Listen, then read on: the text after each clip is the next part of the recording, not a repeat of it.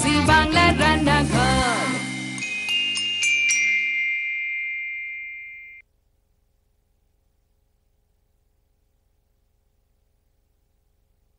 কথা হয়েছিল তবু কথা হলো না, কথা দিলে না।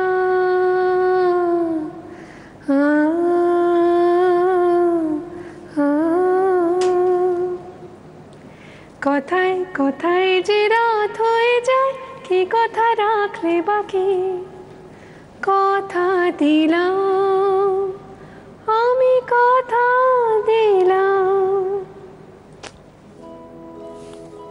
ভাবছেন মাথাটা খারাপ হয়ে গেছে না? না, কথায় কথা বাড়ে, তাই ছোট্ট কথা একটা জিনিস জানাই যে কম কথা বলে বা কথা না বলে অনেক বলা যায় কথা। কেন কথায় কথা না, সত্যি এই নির্বাক অভিনয়, মূকাভিনয়, চলুন দেখি।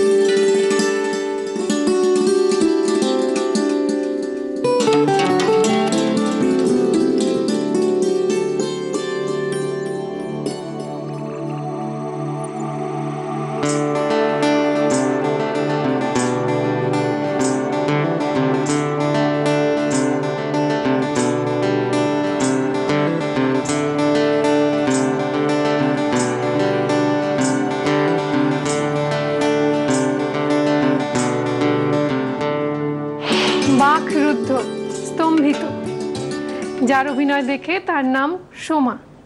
সোমা নমস্কার। নমস্কার। পুরো নামটা? সোমা দাস। সোমা দাস। সোমা, এই যে অভিনয়টা দেখলাম, এটার মানেটা যদি একটু বলে দাও যে কি দেখলাম। আসলে এটা লাইফ সার্কেল, অর্থাৎ একটি মেয়ের জন্ম থেকে মৃত্যু, অর্থাৎ জন্ম থেকে সে জন্মাচ্ছে, তারপর আস্তে আস্তে তার জীবন কিভাবে গড়ে উঠছে, তার সাংসারিক জীবন, তার প্রেমের জীবন, এরকম করে করে একদম লাস্টে গিয়ে তার মৃত্যু ঘটছে। ঠিক আমি একজন মেয়ে, নারী, তাই একজন নারীর জীবনটাকে আমি এখানে রিপ্রেজেন্ট করেছি। বাবার কাছ থেকে শেখানো পুরোটা? হ্যাঁ, পুরোটাই আমার বাবার কাছ থেকে। বাবার পরিচয় একটু বল।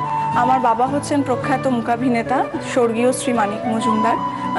বাবা ইন্ডিয়ান মাইম থিয়েটারে পদ্মশ্রী শ্রীনিরঞ্জন গোস্বামী মহাশয়ের কাছে মূকাভিনয় শিখেছেন এবং পরবর্তীকালে উনি প্রশিক্ষক ছিলেন ইন্ডিয়ান মাইম থিয়েটারে। আর আমি তো একদম ছোটবেলায় 5 বছর বয়স থেকে বাবাকে দেখি। প্রথম স্টেজ 5 বছর? 5 বছর বয়সে প্রথম স্টেজ আমার স্কুলে।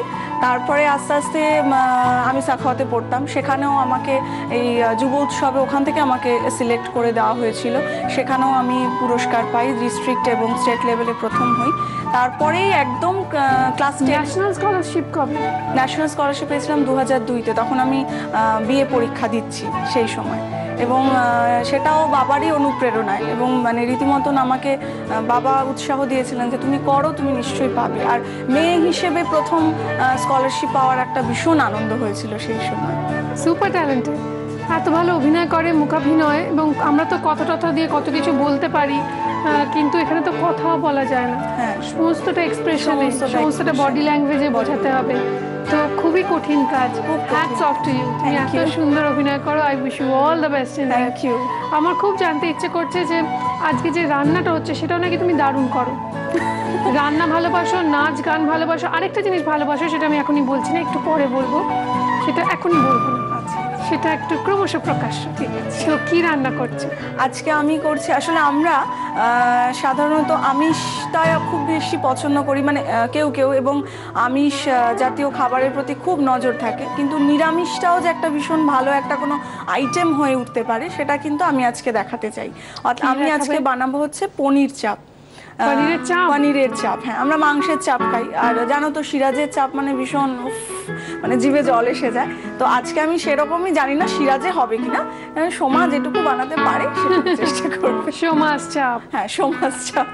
তো আমরা পনির চাপ বানানোর জন্য দেখতে পাচ্ছি পনিরের স্লাইস রয়েছে বেশ মোটা মোটা, মানে চিকেনের বা মাটনের যেরকম পিস থাকে সেরকম একটু বড় বড় পিস। হ্যাঁ, রয়েছে নুন, চিনি, মিঠা আতর, গোলাপ জল, কেওড়া জল, হলুদ গুঁড়ো, শুকনো লঙ্কার গুঁড়ো, কাজু বাদাম বাটা। হ্যাঁ, কাজু আর চাল মগজ বাটা আছে। কাজু আর চাল মগজ একসঙ্গে বাটা, গরম মশলা গুঁড়ো, এটা কি জয়িত্রী জায়ফল গুঁড়ো, জায়ফল জয়িত্রী গুঁড়ো, ভাজা পেঁয়াজ বাটা, ঘি, আদা বাটা, রসুন বাটা, কাঁচা লঙ্কা বাটা। পনির চাপ খাবো, সোমাস পনির চাপ, তার জন্য রেডি। আমরা গ্যাসটা অন করে দিই।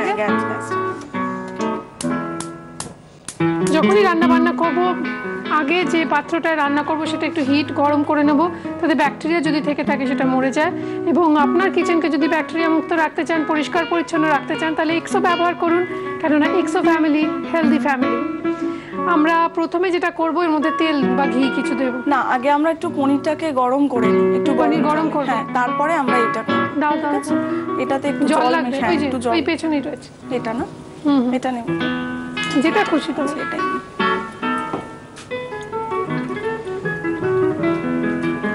কারণ এটা একটুখানি মানে পনিরটাকে গরম করতে হবে, এটাকে। ব্যাস ব্যাস, ওকে হয়ে যাবে। জলে কি একটু নুন দেবো? হ্যাঁ, জলে একটু আমরা নুন দেবো। নুনটা দিয়ে নিই, আমি দিই? তুমি রান্না করো। আচ্ছা, তখন হেল্প করার হবে, আমি চলে যাবো। আচ্ছা,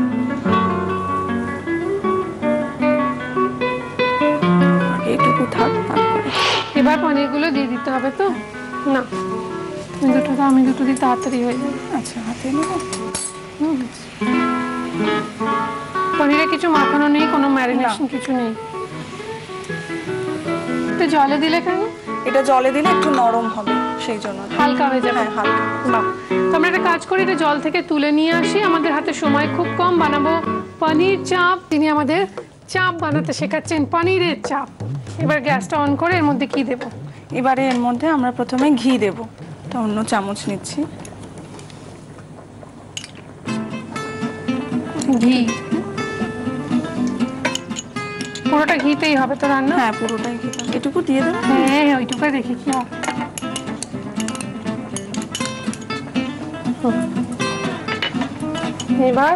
এবার একটু গরম হলে তারপরে আমরা পেঁয়াজ বাটাটা দেব। পেঁয়াজ ভেজে বাটা? পেঁয়াজ ভেজে বাটা দিয়ে দাও। হ্যাঁ, ভাজা পেঁয়াজ বাটা আগে দেবে? এটাই দিই।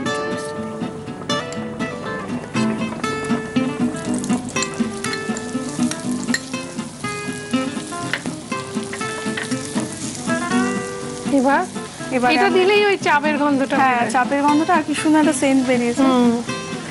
এবার একটু নুন দিই ফার্স্টে। আগে তুমি আদা রসুন দিয়ে দাও, নইলে পুড়ে যাবে, কিন্তু একটু তাড়াতাড়ি করতে হবে। এটা আদা, ব্যাস ব্যাস।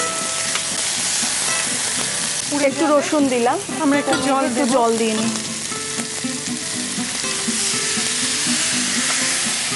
একটু রসুন দেবো।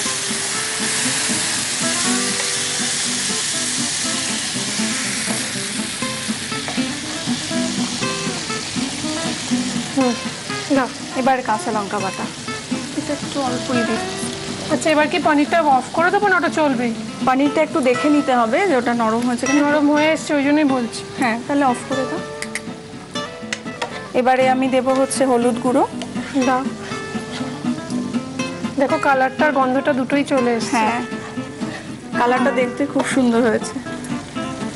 হলুদ গুঁড়ো খুব বেশি হলুদ দেবো না, অল্প দিচ্ছি।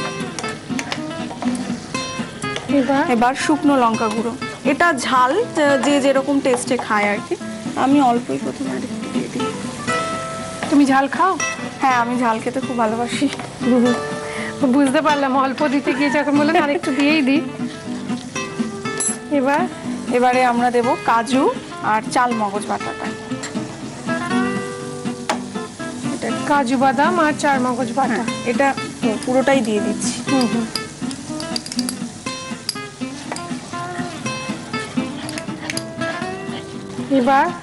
এবারে একটু একটু করে জল দিয়ে কষাবো। তারপর আমি কাঁচা লঙ্কার কথা বলছিলাম না, সেটা হচ্ছে আমি খেতে বসলে 4-5টা কাঁচা লঙ্কা নিয়ে বসি খেতে। সে কি? এবং কাঁচা লঙ্কা আমরা খেয়েই যাই আর কি, এরকম একটা ভীষণ ভালোবাসি খেতে। এবারে আমরা গরম মশলা দেব। শাহি গরম মশলা পাউডার,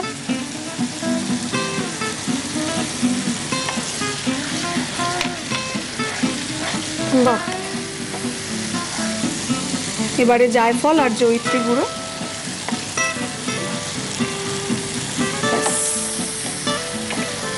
এইবার আমাদের একটা করতে হবে কাজ, মশলাটাকে একটু আরেকবার কষাতে হবে। তুমি কি চিনি নুন দেবে? হ্যাঁ, এবার একটু চিনি আর নুন। দাঁড়াও, আগে জলটা মিশিয়ে নিই তারপর চলে এসো। দাও। নুনটা আমরা আগে পনিরে একটু দিয়ে রেখেছি, আর স্বাদ মতন প্রথমে অল্প দিই, তারপর লাগলে একটু দেওয়া হবে।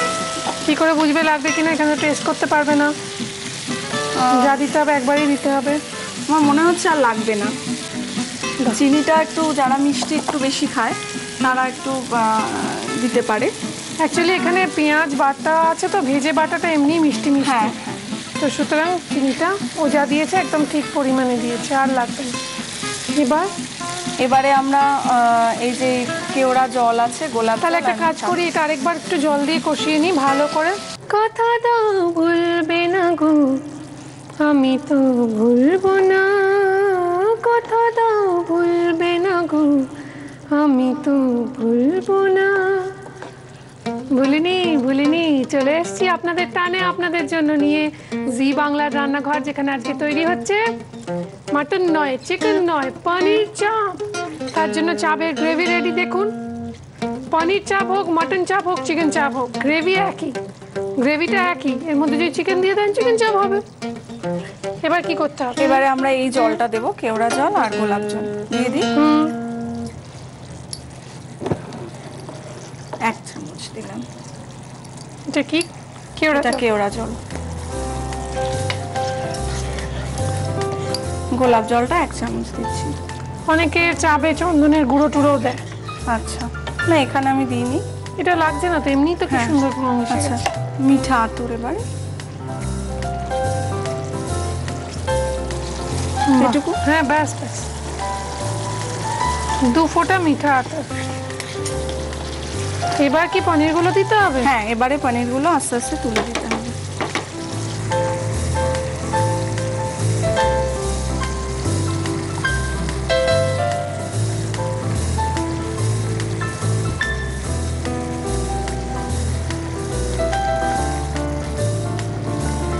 দিয়ে দিলাম। লালের মধ্যে সাদাটা কি সুন্দর কালারটা লাগছে। এগুলোকে আবার উল্টে দেবো একটু করে। কিন্তু তার আগে একটা জিনিস বলা হয়নি, যে আমাদের সোমা গান, নাচ, অভিনয় এসব তো ভালোবাসেই, তার পাশাপাশি ভালোবাসে, অসম্ভব ভালোবাসে, রাধার পর সবচেয়ে ভালোবাসে ঘুমোতে। তাই সোমা? ঘুমোতে ভীষণ ভালোবাসি, কারণ সারাক্ষণ কাজের পরে আমার মনে হয় ঘুমোলে আমি খুব সুন্দর সুন্দর স্বপ্ন দেখি। আর তার থেকেও বড় কথা, আমি স্বপ্নে আমি বেশিরভাগ সময় বাবাকে দেখতে পাই। তাই জন্য বাবাকে দেখতে চাও বলে বারবার মনে হয়? হ্যাঁ, বারে বারে মনে হয় যেন যে একটু ঘুমিয়ে নিই, এবং ঘুমানোটা মনে হয় তখন নানান রকম টেনশনের থেকে অনেকটা শান্তিতে থাকি। বাবা এসে কিছু বলেন তোমার? হ্যাঁ, অনেক সময় বলে। আমার মনে পড়ে যে বাবা যখন মারা গেলেন তার কিছুদিন পরে আমি একটা স্বপ্ন দেখি, তখন আমার এসএসসি পরীক্ষা ছিল। তো হঠাৎ পড়াও? হ্যাঁ, আমি টিচারিও করতাম, স্কুলে পড়াতাম। তো এসএসসি পরীক্ষাটা যখন দেবো আর কি, তার ঠিক 7 দিন আগে আমার বাবা মারা যান। তো আমি দেখলাম যে একদম পুরো বাবাই বসে আছেন এবং আমাকে বলছে যে আমি এসছি তোর কালকে পরীক্ষা, তাই জন্য। তা আমি জাস্ট হঠাৎ করে চমকে উঠেছিলাম, কি হলো ব্যাপারটা, ঘুমটাও ভেঙে গেছে। তারপরে ভাবলাম যে হয়তো বলে না যে বলবো সত্যি হয়তো এসেছিলেন, সত্যি হয়তো এসেছিলেন গো। একটা কথা তোমাকে বলি সুদীপাদি, সেটা হলো যে আমি যে কোনো কাজই করি না কেন, যে কোনো কাজ, ধরো সাধারণ সংসারের খুঁটিনাটি কাজ বলো কিংবা কোনো অনুষ্ঠান বলো, আমি সব সময় যখনই মুখটা মনে করি বাবার, আমার সেই কাজটা সাকসেস হয়, একদম হবেই। এটা আমার জানি না কেন এটা হয়ে যাওয়া, বাবা আশীর্বাদ করেন তাই হয়তো তাই। আজকে আমি মনে হচ্ছে এখানেই আছে এবং এই ব্যাপারটা খুব উপভোগ করছি। এবং আমার কি মনে হচ্ছে জানো তো, এই রান্নাটা সপ্তাহের সেরা হয়ে গেলেও যেতে পারে। আর যদি এই রান্নাটা সপ্তাহের সেরা হয়ে যায় তোমার বাবার আশীর্বাদ নিয়ে এবং দর্শকদের পছন্দের বিচারে, তাহলে তুমি কুচিনার তরফ থেকে পাবে একটা মেপল টোস্টার। আর যদি হয় সেরা সেরা মাসের সেরা, তাহলে কুচিনা তোমাকে দেবে একটি অটোক্লিন টেকনোলজি সমৃদ্ধ এবং অয়েল কালেক্টর যুক্ত সুন্দর কিচেন চিমনি। এখানেই শেষ নয়, আপনার মাসের সেরা রান্নাটি চেপে বেরোবে হ্যাংলা হিসেল, আমাদের প্রিন্ট পার্টনার হ্যাংলা হিসেল নামক জনপ্রিয় পত্রিকার। এটাই বা কম কিসের। এর সঙ্গে সঙ্গে রয়েছে আমাদের সময়ের জন্য আজকে কিছু উপহার, দেখে নেবো সেগুলো কি কি। দাগের জোম মার্বো কেয়ারের তরফ থেকে একটি আকর্ষণীয় গিফট হ্যাম্পার রয়েছে। কৃষ্ণনগর নদিয়ার শাড়ির পীঠস্থান ঢাকেশ্বরী বস্ত্রালয়ের তরফ থেকে একটা সুন্দর শাড়ি রয়েছে। মিত্র ক্যাফে রেস্টুরেন্টস অ্যান্ড কেটারার্সের তরফ থেকে গিফট ভাউচার, আকর্ষণীয় মাইক্রোওয়েভ প্রুফ কুকওয়্যার, কেকসের তরফ থেকে একটি সুন্দর কেক। আর এইবার দেখে নিন রেসিপিটা আরো একবার।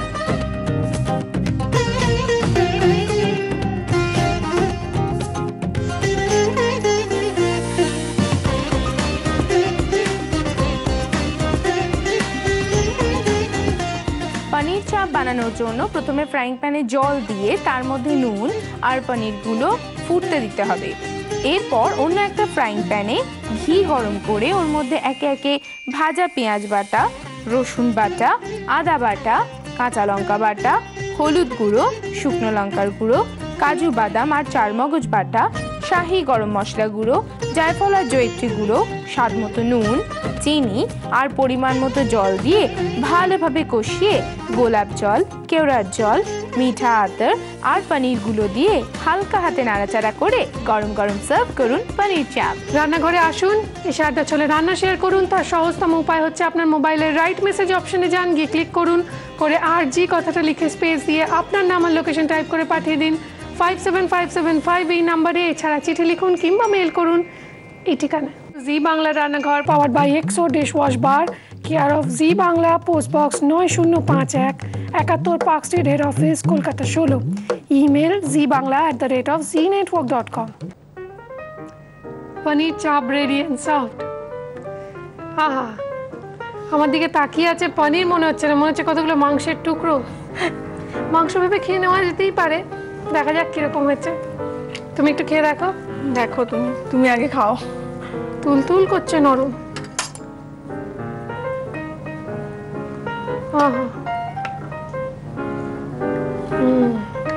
যেটা হয় জলে ফোটালে বাইরের একটা কোটিং মতো শক্ত হয়ে যায়, ভেতরটা নরম থেকে যায়, তাতে রান্নার সুবিধা হয়।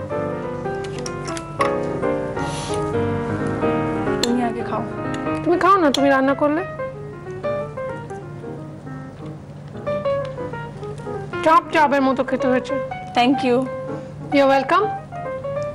থ্যাংক ইউ অ্যাকচুয়ালি আমার বলার কথা, এত সুন্দর একটা রেসিপি, এত সুন্দর একটা রান্না আমাদের উপহার দেওয়ার জন্য। তোমারও তোমার পরিবারের জন্য রয়েছে অনেক অনেক শুভেচ্ছা। রান্নাঘর তোমার বাড়িতে একজন দেখেন তুমি ছাড়াও, কে তিনি বলো? আমার শাশুড়ি মা। এবং আমার শাশুড়ি মা তোমার রান্না খুব ফলো করে। প্রত্যেক দিন বিকেলবেলায় তোমার রান্নাঘরের সামনে আমার শাশুড়ি মা হাজির হয়ে যান এবং তখন আমাকে রীতিমতন ডেকে নিয়ে আসে যে দেখ দেখ রান্নাগুলো শেখ। এবং উনি নিজে ভীষণ ভালো আইটেমগুলো রান্না করতে পারেন। আমাকে বহুবার বলেছেন যে তুই এভাবে ট্রাই কর। তো আমি ওনাকে দেখে অনেকটাই শিখেছি, আরো শেখা বাকি আছে। বাহ, শেখা তো আমাদেরও অনেক বাকি রয়েছে। আসুন না এখানে এসে রান্না শেয়ার করুন। মাসিমা আপনাকে বলছি নমস্কার, দূর থেকে প্রণাম সারলাম, কিন্তু মাসিমা, কাকিমা, বৌদি শুধু নয়, দাদাদেরও আমন্ত্রণ রয়েছে এখানে। কাকু, জেঠু, 8 থেকে 80 সকলের জন্য নিমন্ত্রণ। আর শুধু আপনার রেসিপিটা পাঠাতে হবে, আর আপনার এখনকার 1 কপি ছবি, বয়স সেটা মেনশন করে চিঠিটা পাঠালে একটু সুবিধা হয়। কেমন? দেখা হবে আবার আপনাদের সঙ্গে। আজকে আমার অনুমতি দিন, আজকে আমাকে প্লিজ এই পনিরের সঙ্গে আমাকে একা ছেড়ে দিন। না, একা কি করে ছাড়বো, সামনে বসে আছে। তুমিও খাও, আমিও খাই। ঠিক আছে, একটু খেয়ে দেখা যাক। আমার কিন্তু অসাধারণ লেগেছে। Thank you. আরেকবার সত্যি খুব ভালো। শ্বশুরবাড়িতে সবাই তোমাকে খুব আশীর্বাদ করবে। আমাদের তরফ থেকে একটা মেমেন্টো রয়েছে। Thank you. খুব ভালো থাকো, এরকমই থাকো যেরকম আছো। নিশ্চয়ই। আর তোমাকেও খুব ভালো লাগলো, তোমার এখানে এসে আমি রান্না করতে পারলাম। জি বাংলাকেও অনেক ধন্যবাদ, তোমাকে তো ভীষণ ধন্যবাদ। Thank you so much. I wish you all the best in life. আর একটু পনির খাই। জি বাংলার রান্নাঘর।